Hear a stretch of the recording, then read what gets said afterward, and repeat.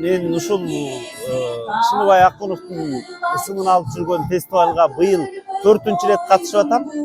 Эң алгачкы башталышынан бери катышып келе жатам. Анан жылдан жылга фестиваль өзүнүн нугуна түшүп, өзүнүн алдындагы негизги максаттары аныкталып жатканы даана көрүнүп атат да.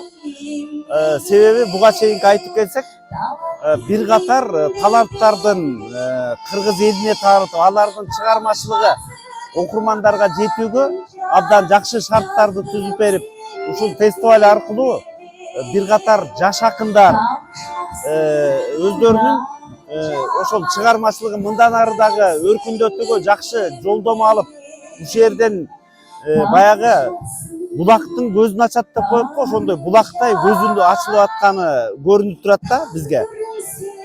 Лауреат, бир нече лауреаттар чыкты. Ошол лауреат болгондон кийин жаш акындар мындан ары дагы чыгармачылык улантып кетүүгө жакшы баягы бир сүрөм болду деп айтабызбы, шык дем болду деп айтсак болот да. Анан Сармерден деп калбадыңызбы? Сармерденге чейин дагы жанагы акындардын дуэли болуп атат.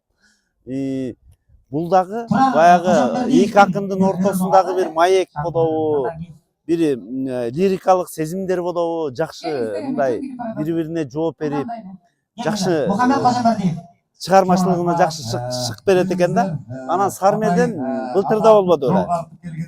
Быйыл кысы абдан кызыктуу болуп атат. Сармерденин алдында өзүнүн максаттары бар да. Ошол максаттардын өтөсүнө чыгып, абдан жакшы жолго коюлуп калыптыр.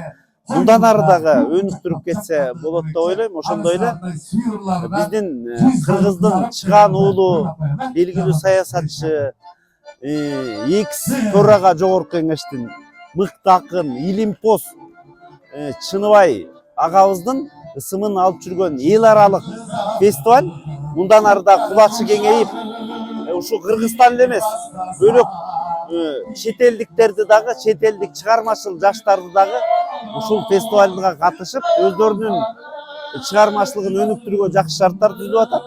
Фестивальга ак жол каалайм, мындан ары дагы мейкини кеңейе берсин деп тилейм.